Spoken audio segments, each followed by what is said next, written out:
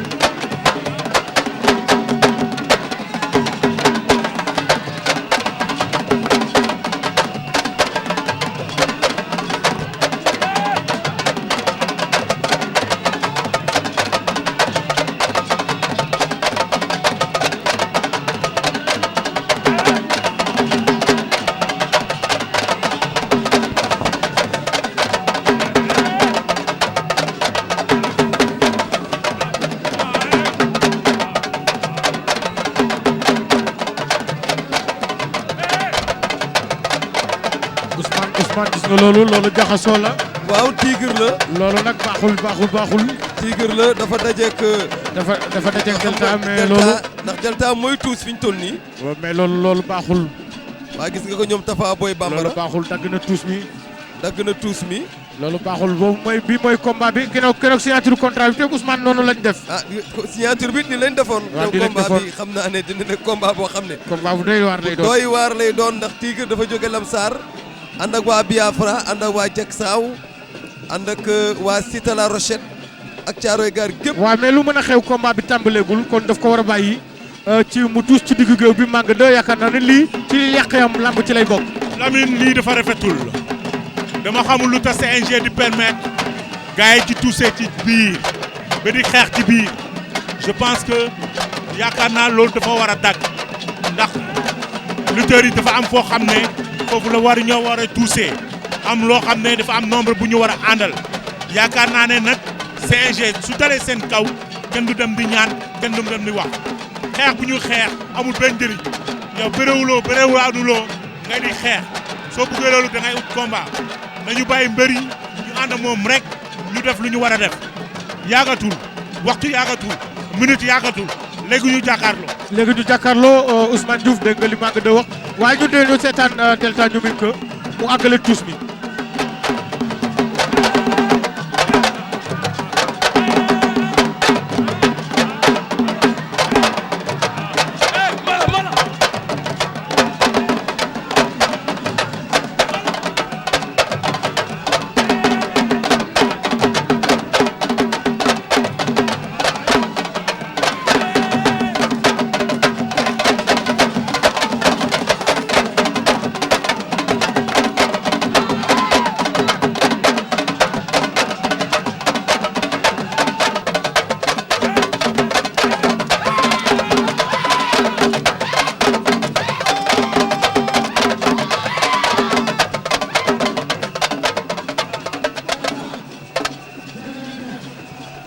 waaw Aladji Lamine gis nga ko Delta Ñominka def na li nga xam ne mooy cosaanam de gis nga njuug mi te defe naa ne le roi des arènes maa nga de njuug ci séeréer nekk na loo xam ne lu am solo la yow ba mësaana toll fii lan ngay yëg sa yaram. non xam nga lu ñu wax njuug moom la ñu wax saaj je pense que soo egsee fii rek yaakaar naa ne pare nga yëpp ndax fu mu nekk sax da nga toll ay moment boo xam ne doo tal loolu ndax yàkkamte combat bi kon nag mbëri moment bi mu nekk fii ku nekk dafa war a yàkkamte adversaire am pour def lu mu war a def rek dem. waaw mais maa nga yaakaar naa ni di nga galan bi ñu koy tëggal séeréer yi miin nañ ko. waaw yaakaar naa ñu dëgtal ñu galan bi. non galan bi xam nga mbër bu nekk dafa am gananam dafa am dëkk boo xam ne da nga cosaanoo foofu par exemple ma wax la benn tëgg ci Marlooj am naa suma benn xarit boo xam ne ñu ñoo tase lamb mu dem si yàlla Ousmane Daba. ndeysaan su egsee day war mar dakkan mar dakkan tama berke donc loolu ay bàkku cosaan la. ay bàkku cosaan la. waaw waaw mais bàkk boobu dafa yàgg ci séeréer. waaw dafa yàgg ci séeréer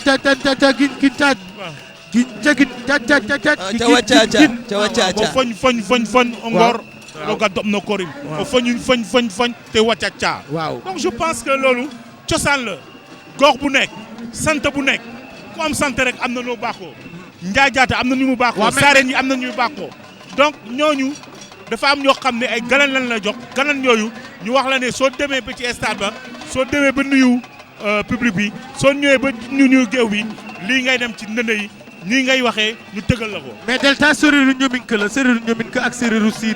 séeréeru Fadiouth. waaw xam nga différence la am. non am na différence séeréer yi dañu bari différence parce que séeréer Saafeen am na séeréer Ndut am na séeréer Joal Fadiouth am na. séeréer Munde am na. ñominka ku nekk séeréer Siin am na. ku nekk am na foo xam ne am na secret boppam waaw mais Ousmane dégg li maa nga wax ci wàllu séeréer xam ne nañ ci desiwaat ñu seetaan roon bu Serigne Fallou. moom itam am benn défaite di wut si victoire wala lu ko yàlla may kon ñu seetaan roon bu Serigne Fallou. waaw moom école de lutte bu Mor Fadam la jógee mi ngi jógee ba Géejawaay. ambulance ko indi.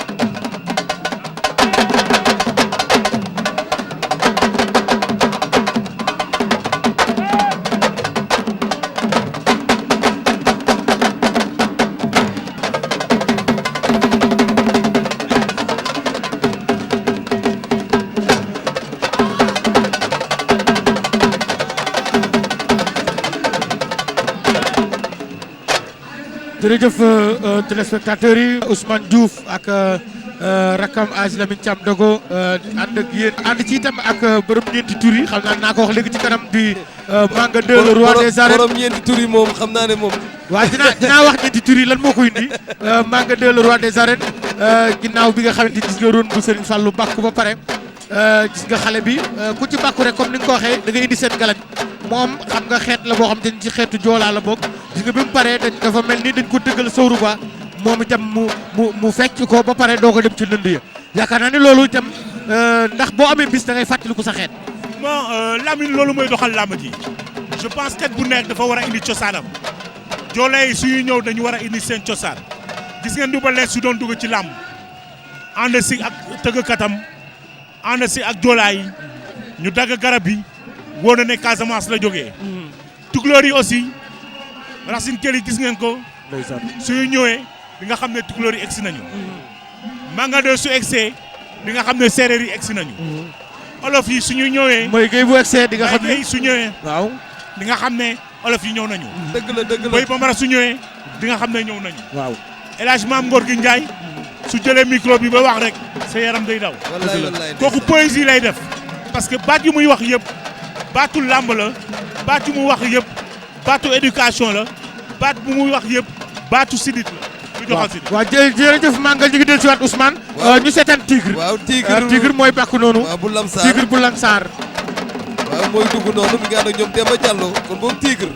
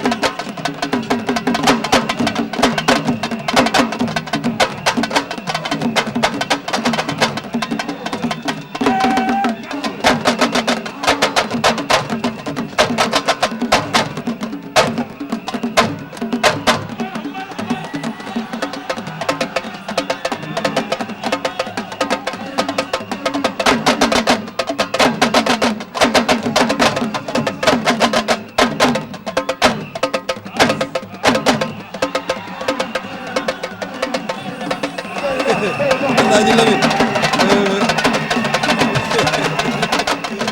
xale yi daal ndeysaan Ousmane gis nga xale yi bàkku yi du bàkku Manga xam nga xale yi nag dafa mel ni ñoo leen ëppoon xorom nag dafa mel ni xale yi ñoo leen ëppoon xorom nag. non xam nga xale yi dañu boole lu bokk ci. boole na ci xam leneen nga làmb sooy dem ba def ci yeneen gestes yi. ñemoo ma wax tur yi sax. waaw loolu dafa bokkul ci làmb.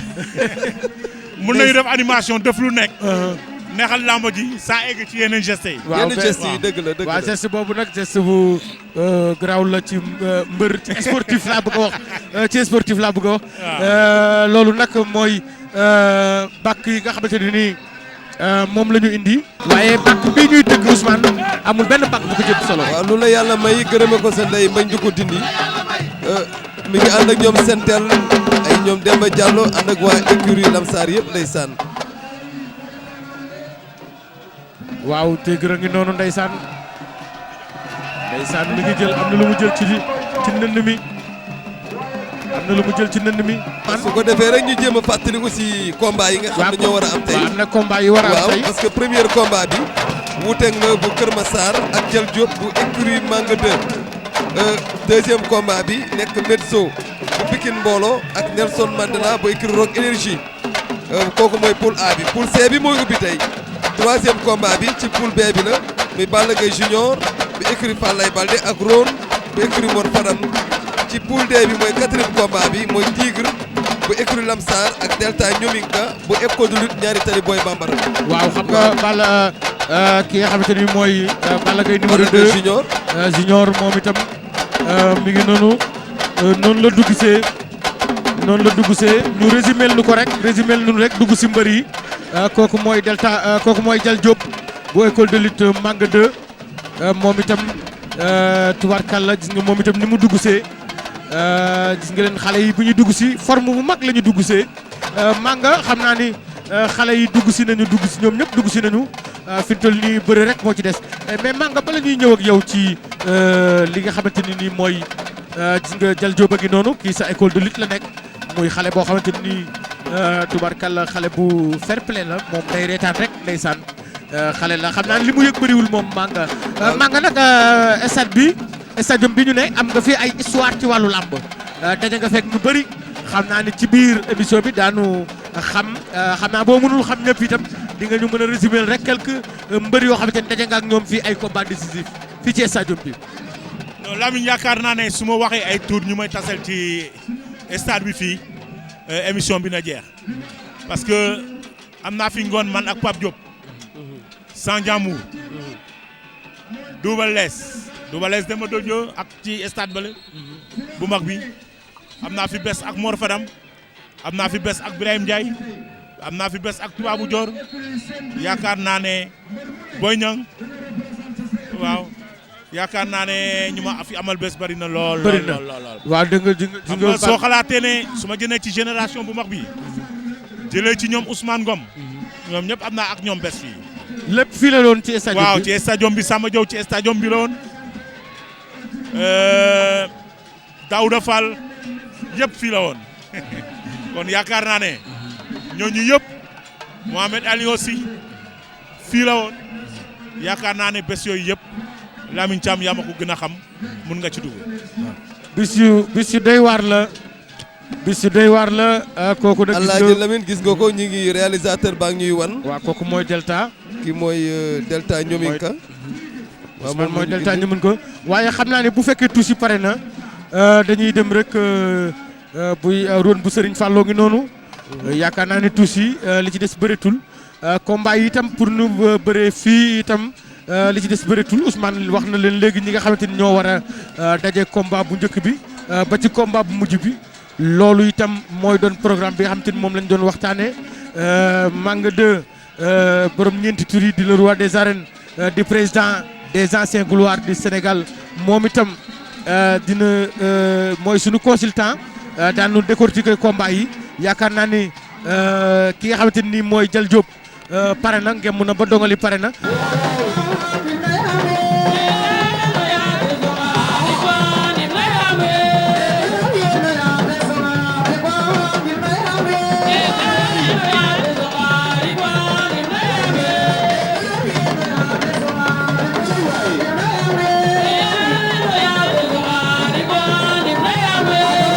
suñu mbokki amateurs yi comme ni ma leen ko waxee woon léegi bu ma ci dalee wax di bari tournoi bi bu jeexee di ngeen xam lan la liggéey combat bu njëkk bi nag Wu-Tang 92 kilos moo représenté Kër Massar mbooloo na yëkkati loxoom ñu gis ko Wu-Tang ka ñu noonu waaw Jal Diop 90 kilos écurie Manga 2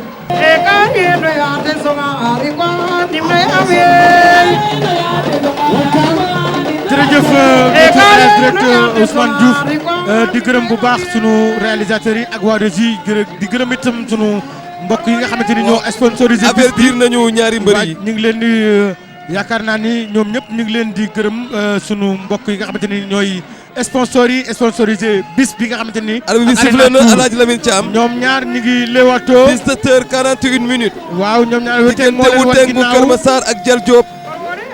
Jal Diop moo leen wan kanam. Wuteng sànni na léegi. ñoom ñaar ñu ngi ku ci nekk yaa ngi seere say nomba. Wuteng moo leen wan kanam noonu. waaw ndeysaan ñoom ñaar Jal attention. Diop wan leen ginnaaw Jal Diop sànni na. Jal Diop dem na. waaw Jal Diop da ko doon jëli. ñu ngi xeex ñoom ñaar. xeex nañu attention congo mi baaxul xeex bi baaxul. xeex nañu Wuteng dóor na ko fab ko. fab na ko Jal Diop attention laay la arbitre bi arrêté na combat bi. arbitre bi atte na am na lu xew. am na lu xew. am na lu xew. am na lu xew. Jal Diop daan na ko. Jal Diop daan na Wuteng. Jal Diop bee kuli bu Manga 2 daan na Wuteng bu Kër Massar daan na mbooloo. Wuteng Manga yaakaar naa ni 5 liku yi nga 5 liku ci plateau bi doy na waar. ndax indi xale buy bëre dafa métti. waaw dafa métti je pense que yàlla defal na ko sutura mais li commencement xam nga xale bu mësula bëre arène ñoo ñu jox ko ay combat day diis si moom. waaw day diis moo tax erreur yi du ñàkk yàlla jox na ko ndam mais erreur yi bëri na donc loolu damay wax koo xam ne. moo leen di yore mais erreur yi bëri na. waaw mais lan mooy erreur bi lan mooy erreur bi tey. xeex bi moo gën a bëri. waaw xeex bi moo gën a bëri xoolal erreur yi xeex yi. yéen pour ñu doon nit kooku. dafa nuroo comme dañu def xeexu mbedd. waaw xeexu mbedd. waaw comme xeexu mbedd bokkul ak làmb. te xeex dañ koy teg ci yoon. waaw dañ ko teg ci yoon. waaw mais dafa am foo xam ne da ngay door di xool nit bi. xool nit bi su dolloo beneen coupé nga xool lan nga war a dem. yaakaar naa ne door bi pour ouverture la. pour mun a dem pour ut buntu la. waaw pour buntu la. boo amee buntu dem. waaw su amee buntu dem mais doo taxaw di xeex rek. waaw xoolal lu ma lay wax xoolal écran bi xoolal combat bi waaw booy bi touché na ko xoolal booy bi touché waat na ko. waaw touché waat na ko dem na. waaw dem na. waaw daf ko fab et que pourtant Jal Diop. daf ko fab mu rasu. waaw jël bu rafet la ko daan. pourtant Jal Diop jël na ñaari coups. waaw jël bu rafet la ko daan. jël na ñaari coups. mais il était lucide. waaw il était lucide. léegi nag ñoo ngi ak Jal Diop Ousmane Diouf ma bàyyi la ak Jal Diop. waaw Jal Diop. waaw léegi ñu bàyyi la nga commentaire combat bi yaa ngi jàkkaarloog moom. ginnaaw ma sant yàlla julli ci nant bi sant sama ñaari waajur di sant ñu ma jàppale ci combat bi yëpp di sant waa école de lutte Manga 2. mais Jal Diop waxal ñu fii ni nga ko daanee. waaw dañoo bëgg ndax jël nga ñaari commentaire cours ñu fii waaw. ndax jël nga ñaari cours wan ñu fii sunu réalisateur bi nanu wan combat bi nga commentaire ñu combat bi waaw.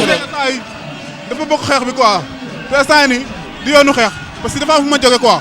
dama bëre combat bi passé am ci tolof te li waral tolof soof bi yëpp mooy mënu ma woon xeex jamono yooyu di indi xeex waa ji sàcc ma daan ma parce que dama amoon tolof am blessure boo xam ne mënu ma ko kii digérer jamono yooyu ma am problème moo tax tey ma ñëw confirmer quoi pour dugaat ci rang bi quoi.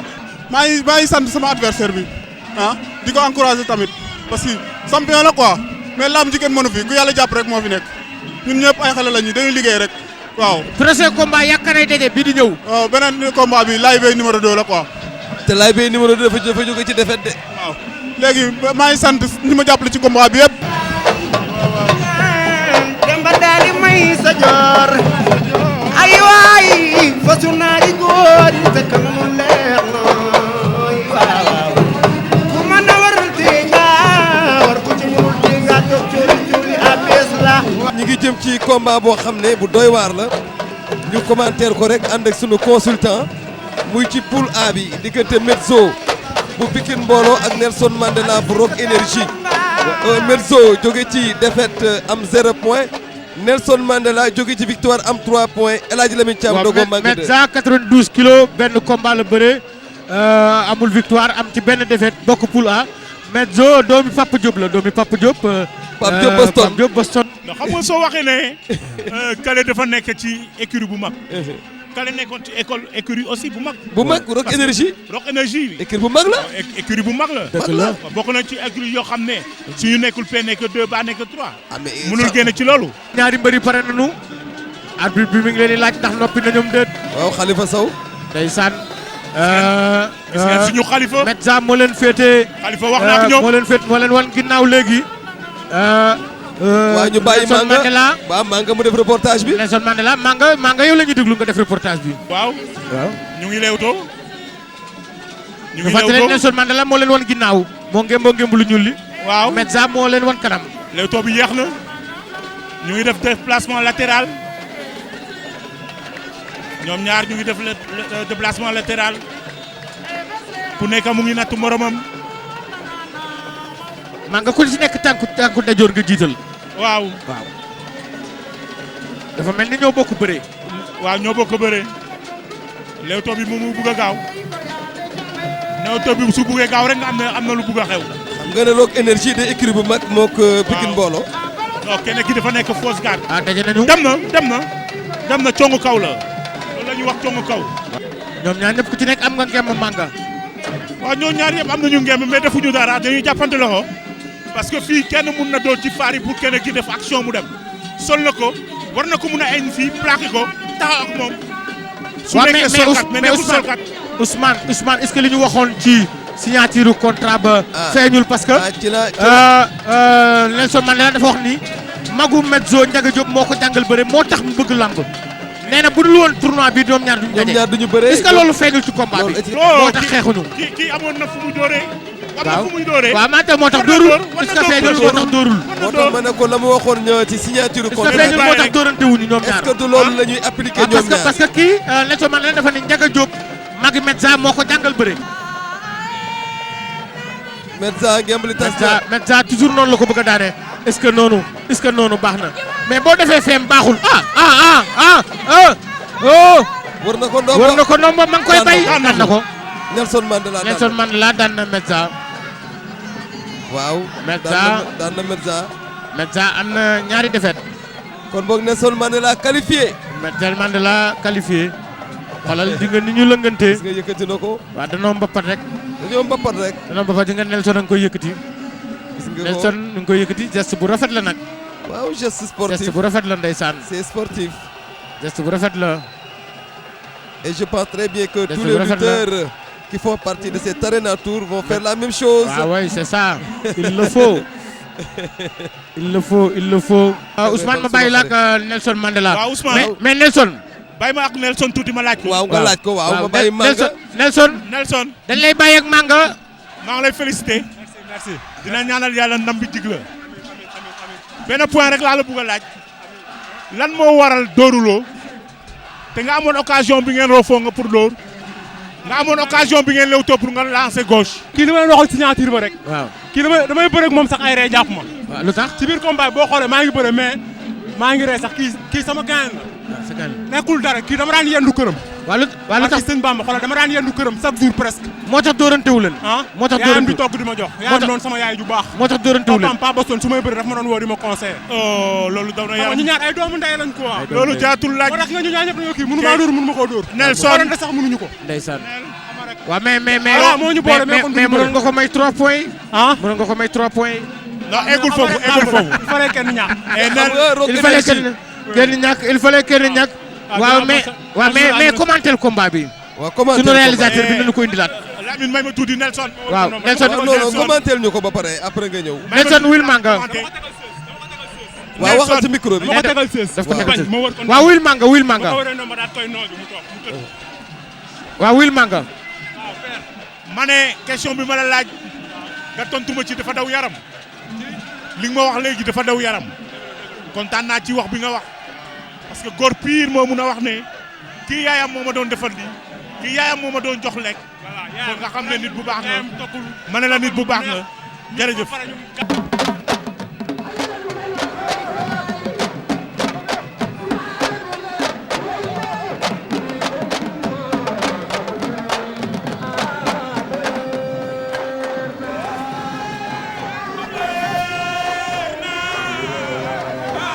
ndeysaan Ousmane yaakaar naa ni lii dafa bokk ci làmb Ousmane yaa ngi woon ci le 13. waaw le 13 Balla Gaye Junior ñu wax leen seen palmarès. Balla Gaye Junior 96 kilos. waaw benn combat la bëre am benn victoire.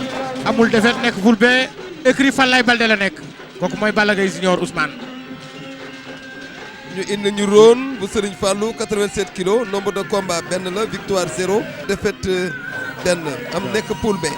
waa nekk écrit Mor Fadam. waaw écrit Mor Fadam la nekk. waaw Ousmane nga ni le 13. waaw le 13 mooy première édition drapeau du Diagne Diecko président des amateurs de lutte association anciens lutteurs yi ñoo ko tëgg muy diggante Pape Général Békou Lutte Mangue ak Cheikh Tidiane Nguer bu écurie Zap Baara Faye bu Olympique bu Ngor ak américain bu École de bu Manga 2 Cobra bu écurie Pikine Mbolo ak Mohamed Ndiaye Jordan bu Kër Mbay Fall John Sina bu École de Double Less ak Bébé Ali bu Waalo mu nekk lamb joo xam ne lamb ju rëy la ancienne gloire yi nag ñi ngi bàyyi seen waar ñoom it ci lamb ji.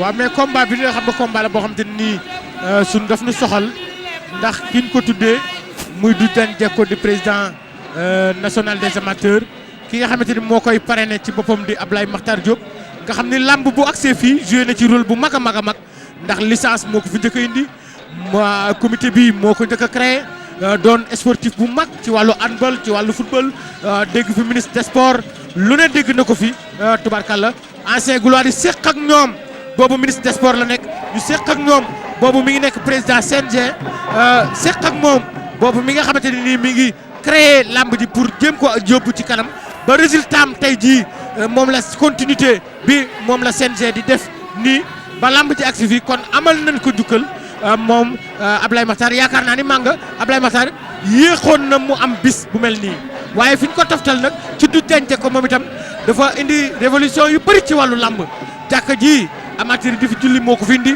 ak yeneen ak yeneen ak yeneen. waaw ñu ngi présenté ñaari mbir yi ndeysaan dégg nga Ibo Gari nee na atu yàlla na feeñ ak jàmm nee na ndax atu réer na rek lay dégg. Balla Gaye junior 3 points Ron 0 point.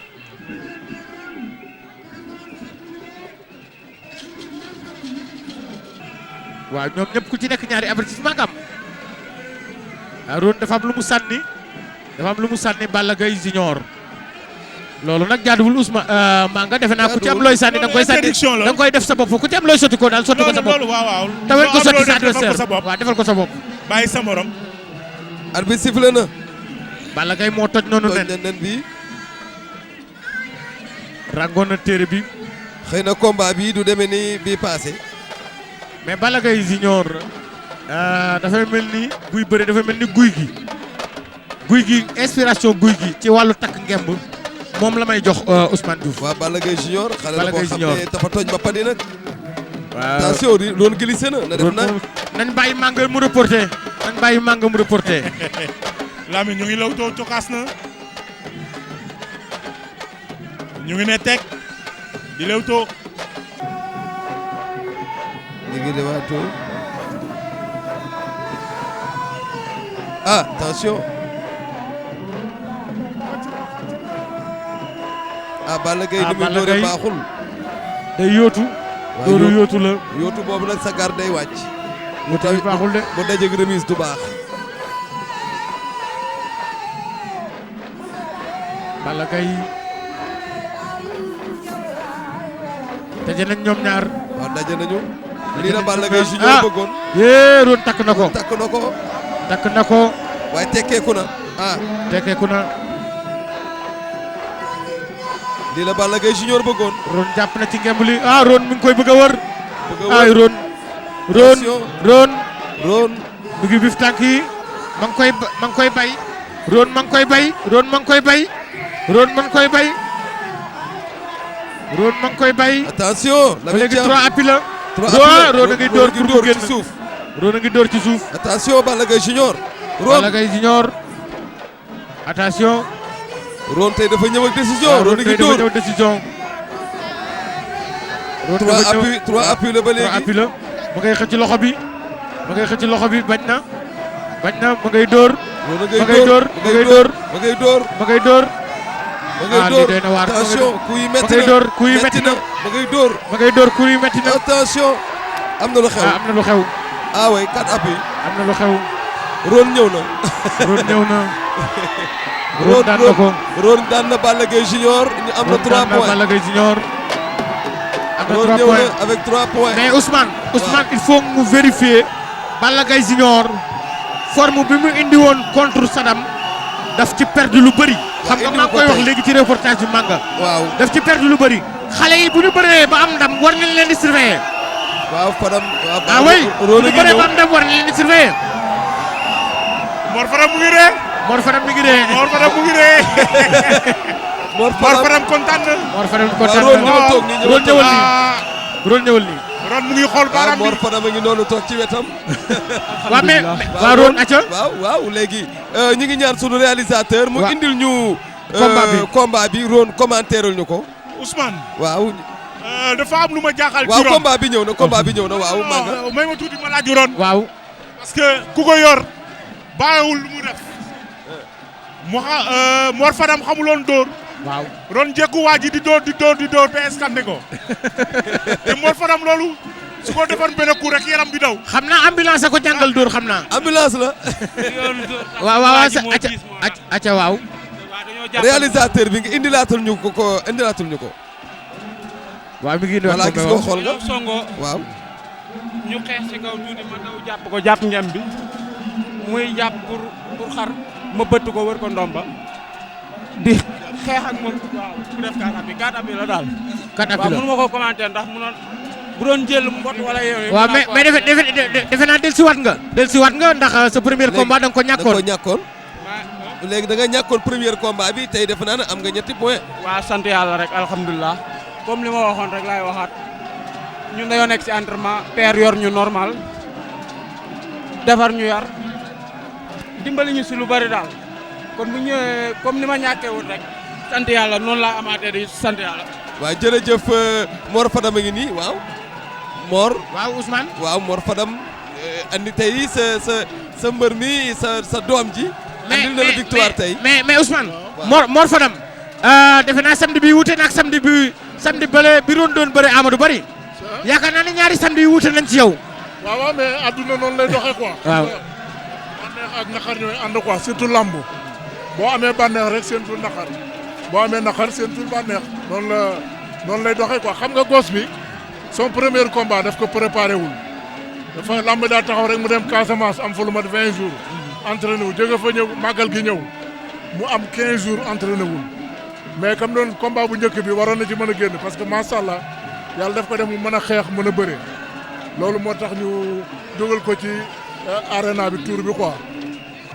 xam nga ne combat bi ñu jógee léegi muy diggante Balla Gaye Junior ak Ron dégg ngeen ko léegi waaye Balla Gaye Junior a ngi ni toog sunu wet Balla Gaye Junior ndeysaan di waxtaan ak Ron mu nekk na aussi geste bu rafet a rafet ñoom ñaar gis nga leen lii day wane na làmb ay adversaire lañ duñu ay noon waaw. waaw ñu wax sunu réalisateur ñu wan ñoom ñaar. waaw ñoom ñaar. waaw ñoom ñaar di nga Balla Gaye Junior a ngi noonu Balla Gaye Junior. Ron ginnaaw bi nga xam ne am na victoire ci yow te sa premier combat amoon nga victoire ci Sadam léegi fi mu toll nii yàgg Ron yéen a yem point ci làmb ji naka nga bëree combat bi ndax ñëpp constaté nañ forme bi nga indi woon contre Sadam indi woo ko contre Ron lu xew.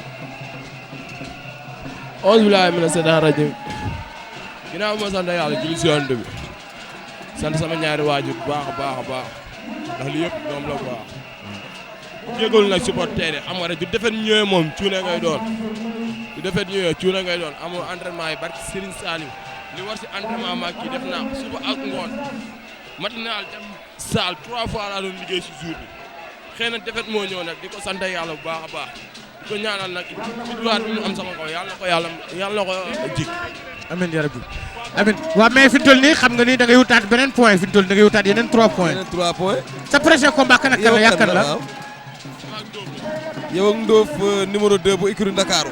waaw Ndoof numéro 2. di ko sant yàlla Ndoof moo xam naa maa ngi koy préparé nu mu ko préparé ñaan ndam rek ci kawam ci kàttanu yàlla. jërëjëf. waaw jërëjëf jërëjëf nag waa jàmm gën Tivaouane jeg saa ñëpp di bëggee Amadou sama papa Amadou dafa sonn si combat bi. Amadou Yoro Si ak maire koñ ba Amadou Yoro Si ñoom ñëpp ak Abdou Aziz Amadou Defa ñoom ñëpp si sonn. Alaaji Amadou Yoro Si ñoom ñëpp. jërëjëf ñu ngi lay gërëm di gërëm bu baax am di Moustapha Wade bu Guédiawaye moom itam ñu ngi koy nuyu baa ngi noonu di nuyu waa Guédiawaye yëpp ñoom ñaar ñëpp ak kenn xamagu ci défaite ci tournoi bi. Lamine moo tax ma wax la ne combat bi moo war a dàq combat yi fi jaar yëpp. ah Modou Kane a ngi noonu. ndax ku nekk su fekkee ne 3 points la am kenn du nangu daanu kon combat yi fi jaar yëpp bii moo war a dàq. xam naa ne combat bi ginnaaw day waaj ndax fi mu ne dafa mel ne Khalifa dafa ne Tigre mu defar ngemb li waaye pare na. waaw Tigre defar na ngemb li ba pare président Manga 2 ñi ngi waaj a sifflé dernier combat bi muy 4e combat bi arbitre bi sifflé na Alaaji Lamine Thiam Dogo Manga 2. Manga 2. waaw Lamine ñu ngi lewtoo. Tigre moo leen wan càmmoñ. li ma leen wax rek mooy fer Tigre door na dem na. ah wax naa la combat bi dina métti. Tigre moom dafa dóor rek dem. dafa dóor dafa dem doy waar. Tigre xale bu doy waar la. waaw. del tàng koy ëñ del tàng koy ëñ. combat bi dina métti lool. combat bi dina métti. Delta Tigre. bëre mooy feeñ. ndeysaan bëre mooy feeñ. waaw. waaye Lamsar bu Cheikh Niang mbax Max Mbargane. ndeysaan bu Cheikh Niang waaye di nuyu waale notre ami Ibra Ndiaye moom tamit di imprimeur bu mag nekk ci Maris maa ngi koy nuyu di nuyu samay soxna Ndey Baas Maguette ak Maam Diarra ñoom ñëpp ñu ngi leen di nuyu ñu ngi actuellement Maris di seetaan. ñu ngi jàppante Arena Tour ñoom ñaar jàppante nañu ñoom ñaar dañoo nengañante Manga. waaw dañuy xool lan la ñu war a def. waaw ku ci ne daal yaa ngi wut buntu ku nekk yaa ngi wut buntu. mais Ousmane nag du nuyu nag ajaratu Astu Ndaw Mbuub ma nga Pikine xam naa ne fi mu toll mi ngi seetaan.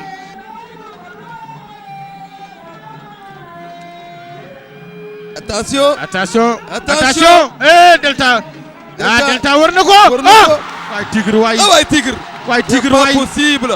Tigre raam na Tigre raam na. waay Tigre waay. Tigre raam na. waay Tigre waay daan raam ñibbi. Tigre raam na. Alaaji Lamine Thiam Dogo. waay Tigre waay. Tigre raam na. waay Tigre waay. ma ngay raam. oh. waay Tigre waay. oh. waay Tigre waay. gisuma Babou Ndoye le grand maire xol bi sedd na. oh. waay Tigre waay. maa nga ñu ngi lay remercier. maa nga sa kàddu gu mujj ñu ngi lay remercier bu baax a baax. ñu ngi lay remercier. remercier waa RDV. combat bi neex na. Tigre gis nga nu mu daanee.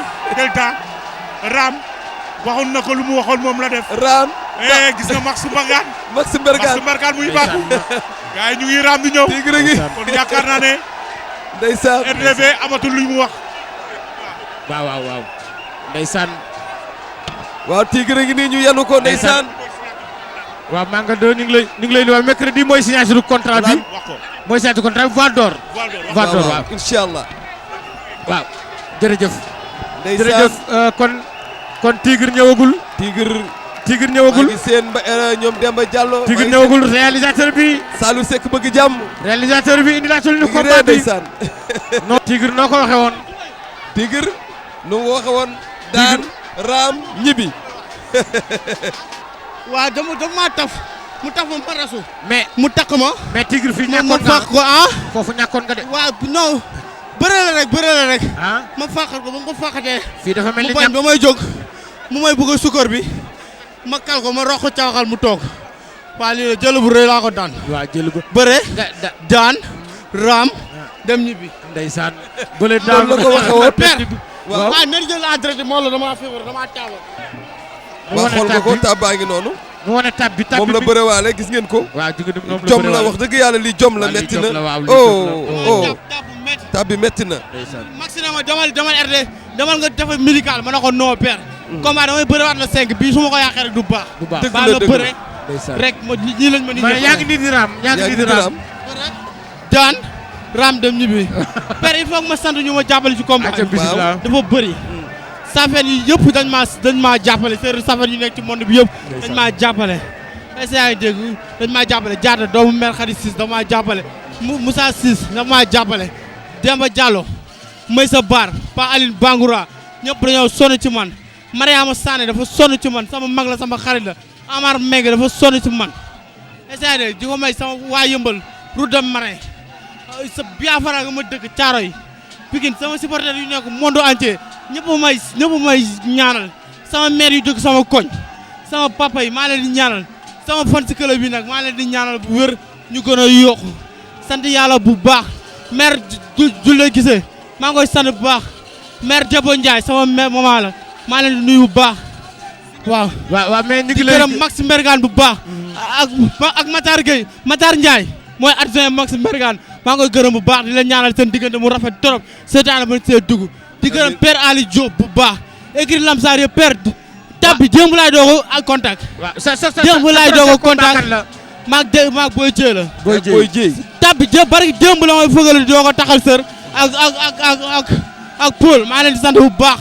waaw ndax dem naa doon kontaan jërëjëf maa leen di sant di leen gërëm bu baax. jërëjëf ku ma liwul rek damaa juum. jërëjëf di gërëm suñu monsieur le maire. Moussa Sy tamit dafa may jàppale. mais Pambay moom maa ngi koy gërëm bu baax Assane Ka Cheikh Diop 6 kilos. ñoo ñëpp maa leen gërëm Goro Thian ñëpp ñu may jàppale ndax ku ma jox yu kër nag may jox 15000 10 000 ñëpp ñoo may jox 15000 10 000 ñëpp rek te gars yi ñëpp Sénégal yi baax sama xol a fees rek Sénégal asalaamaaleykum jërëjëf sama papa nag lépp moom la ndax dafa tiitoon quoi essaye di nga may sa mère rak jox moom tamit dafa tiitoon waaw jërëjëf Tigre dernier gërëm bi rek mooy sama famille soirée yëpp ñëpp ku sant soirée nekk si dëkk bi nekk Pël Fuuta wala nga nekk Jaaxanke jërëjëf kenn du ko dóore daan raam dem waaw kooku mooy Ousmane doo ko jat man kay mënu maa jat gaynde gi jat gaynde kay yaa ko daan def yow la muy càmm dogo Mohamed walali Mohamed sakka jaa bur jaar ci kenn jaaral ci ñun ni ndey taamay wo bidig wo badak wo bantum manara ki bantum batat yow njaay man njaay yow taama nga man daaba te daaba du laal moromu daabaam bari kunte bari basax kufuñ de mooy nag kufuñ mooy régleel xanaa jërëjëf Ousmane yaakaar naa ni kooku mooy Baba Ali ñu ñëw rek ci sunu mbokk mi nga xamante ni Ousmane mooy Modou Kane waaw mi génne koy gërëm bu baax di ko sant ci li nga xam ne moom la delloo ko kilifa yi nekk ñu jël lépp delloo ko kilifa yi RDV yi ndeysaan di leen bég ci ñoom di am contentement ci ñoom waaw lii yëpp nag RDV moo tax ñu def ko rek la ndeysaan gis nga Ousmane waaw Ousmane Diouf lii moom yéeme na xam nga lii yéeme na Ousmane Diouf kooku Ousmane Diouf lañ ko jox lii moom Alaaji Lamine Thiam Dogo waaw ñu ngi leen di gërëm bu baax ñoom di leen sant gërëm Modou Kane bu baax jërëjëf di leen sant Ousmane tàllal ko nii wane ko vraiment rafet na Ousmane tàllal ko waaw rafet na lool wane ko gis nga ko jërëjëf Modou Kane mi ngi nii Modou Kane ñu ngi lay gërëm bu baax di la ñaanal sa loxo yàlla na wér te itam yàlla na ci teraanga yu bëri topp jërëjëf ci turu kilifa RDV yi ak groupe Excaf ñëpp ñu ngi lay gërëm di rafetlu sa liggéey bu baax a baax donc kuy def loolu kon yéene la lépp moo tax ma ñëw pour bekkooro leen tax dama kontaan ci yéen kontaan ci li ngeen def kontaan ci li ngeen def nii jërëjëf yaakaar naa ne Ousmane waxtu wu ñu tàggoo waaw jot na kon boog defe naa ne lii moo xewoon ci fii ci stade Iba Mar Diop ci stadium bi mu nekkoon tey 4e journée Arena Tour bi ginnaaw bi nga xamee ne def nañu ñaari journée fële nga xam ne mooy ci banlieue bi ci stade Amadou Barry ngeen gis combat yi yéen ñëpp ngeen seetaan ko gis ambiance bi nga xam ne moo fi am te defe naa ne le 5 mars incha allah dañu dellusiwaat fii ci stade Iba Mar Diop kon boog Lamine Thiam Dogo ñuy gërëm képp koo xam ne rek jàpp nga ci liggéey bi muy caméraman di réalisateur di képp koo xam ne rek bokk nga RDV production kon ñu bàyyil rek nga tàggoo. jërëjëf Ousmane ni nga koy waxee rek gërëm réalisateurs yi gërëm décorateurs yi gërëm ñi nga xam ñooy vigiles yi di garder boobaak léegi ci bagages yi ak li nga xamante ni moom la ñu def ci stade bi ndax xam nga ni installé éclairage installé ay décoration kenn mënu ko def ci benn fan kenn mënu ko def ci benn suba faaw da nga koy def bu ëllëgee nga eggale ko ñoom ñëpp ñu ngi leen di gërëm surtout caméraman yi ndax ñoom tamit dañuy jaabante di dem ak ñëw réalisateurs yi seen liggéey rafet na ñi nga xam ñooy jël son yi ñoom ñëpp ak décorateurs yi ñoom ñëpp ñu ngi leen di gërëm bu baax di leen sant di gërëm nag sunu réalisateur principal di sunu chef de desk di Mohamed Ndiaye jinne laa ko doon wooyee waaye léegi Kayafi laa koy wooyee di ko gërëm bu baax di ko sant di sant mboolem koo xamante ni RDV production nga bokk waa service commercial ñëpp ñu ngi leen di gërëm di leen jox di daje ba beneen yoon ci beneen direct Arena Tour kon RDV Ousmane. alhamdulilah jërëjëf.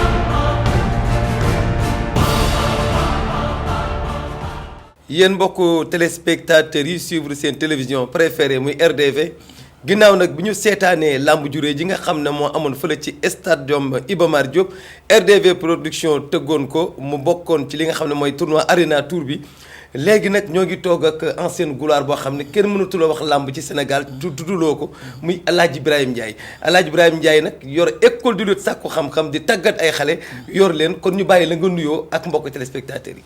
jërëjëf Ousmane maa ngi sant yàlla di julli ci Yonent bi sallallahu alayhi wa sallam di wax subhanaka laa ilma lanaa illaa maa allamtanaa innaka antal aliimul hakiim di wax rabbi ishrah li sadri wa yassir li amri wahlul uqdatan min lisaani yafqahu qawli di rafetlu nag tamit invitation bi ngeen ma invité ci wàllu làmb te ma daan ko dund tey bu ngeen ma wooyee laaj ma ci sama xalaat dinaa ci wax lu ma xalaat xalaat mooy lu rafet ngeen def da ngeen a yokk làmb parce que làmb mbër yi bari nañu toll bari goo xam ne fii toll nañu toll goo xam ne gi fi mu ne nii su ñëpp defoon ni yéen rek léegi làmb ji mbër yi gën di bëri combat yi di gën di bëri et puis ñu gën ko defar mu gën a baax su ko defee gone yi ci am yaakaar yëpp yàlla def ci seen wërsëg ñu tedd ci.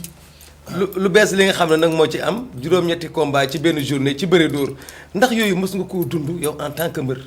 waaw ci bëre dóor de mosuma ko fekk bëre simple moom fekk naa ko mais bëre dóor moom mosuma fekk ñu teg 8 combats waaye lu war a mën a nekk la parce que 10 combats sax bari mbër yi bari nañu bari koo xam ne gi war nañoo mën a yokk temps bi yokk mbër yi su ko defee ñu bari di am sens di ko mën a am combat di bëri ji parce que bu ñu ko teeloon commencé tey ay 3 heures ñu ne comme li match yi commencé ñu ne match de 3 heures la coup d'avant bi 3 heures la benn équipe du ko tardé.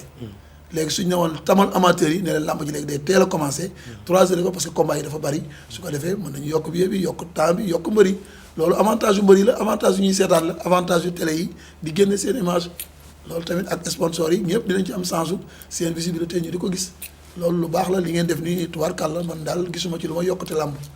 boo gisee sax ñu gën koo def xam nga ne dafa nekk tournoi boo xam ne dañoo jël journée bi waroon a am samedi bi boole ko journée bi nga xam ne moo waroon am le 19.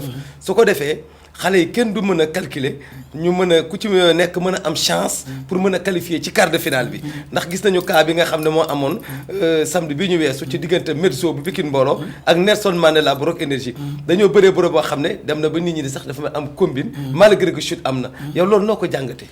waaw combine moo rafetul combine ay wor la te alxuraan nañu ko wax inna allah la yahdi kaydal xaa'iniin loolu bu ñu ko jàngee firi ko borom bi taala wax daf ñu wax ci téere bi tëdd moytu leen wor baaxul parce que nit ay nit boole la fay leen xaalis ngeen dem ba ci biir ndekete yéen ñaar da ngeen waxtaan ba wor loo ci am posen la loo ci lekk posen la yaa ngi rey sa bopp yaa ngi rey ña la ko def loo bu fekkee yaa ko def au fond du cœur yaa ngi rey sa bopp xale yi ma gëm loo leen ne gëm leen yàlla te bañ di wor boo xamee ne bëggoo bëri mbër teel bul jël avance bi waaye su fekkee ay wor nga lal yaa ngi rey sa bopp yaa ngi posene sa bopp te la nga yóotu doo ko jot mukk parce que yàllaa ko wax te yàlla du waxantu kon bàyyi leen wor muy lu ñaaw ku ko ci def bu ko defati ku ko ci xalaatoon di ko def sax bañ a bëri sax moo gën ngay wor te parce que yéen li ngeen indi ci làmb war nit sax war na rus di leen war kon tey da ngeen war a toog bëri bu wóor c'est pas la fin du monde bëri man ngeen adversaire bañ a doon ennemi.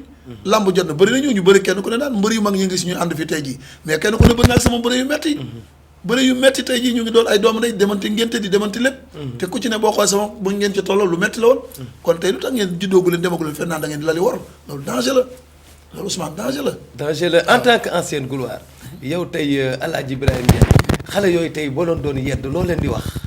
li ma leen di yedd góorgóorlu fonk seen entraînement nangoo góorgóorlu fonk seen ñaari waajur bàyyi wor di nangoo liggéey te it bëri du métier bëri ñu fexe am lu ñu ci boole man ku ma yor loolu laa la gëmloo parce que les gone yi dañuy jógee rek daal ne man bëri laa def sama métier man dama ci laa bëgg a tedd di teral sama waajur mais muy yow muy Mohamed muy ñi toog fii ñëpp tey ji ñu ngi teral seen waajur te bëriwuñu lu tax nga ne man bëri rek laa war a teral sama waajur déedéet affaire bi nekkul foofu ci ngay yëngu lu la ca fekk rek mooy noonu waaye nag yaa ngi ciy sonn di ci am teraanga waaye ñun ñi kenn ku ne yaa ngi teral sa waajur yéen ñii te gisuma ngeen bëri te kenn ku ne boo demee fa mu dëkk mu ngi terale waajuram mais léegi xewal nañ ko ba koo xam ne damaa bëgg a teral sama ñaari waajur dama teral sama waajur nag dafa am lu koy defar lan moo koy defar nga nekk nit ku maandu nekk ku jub ku nangoo liggéey ku bañ a wor ku nangoo liggéey loolu mooy te jubal parce que jubal bi mooy sellal gi boo sellalu doo ci am dara soo ci tabaxoon étage jamaa day daanu man laa wax li ma wax téere laa la wax alxuraan laa la wax ku ci defal lu jub fonk sa waajur day fekk ngay bañ a wor nangoo liggéey di sellal waaye jël àllu jàmbur fekk da ngaa laal ay combine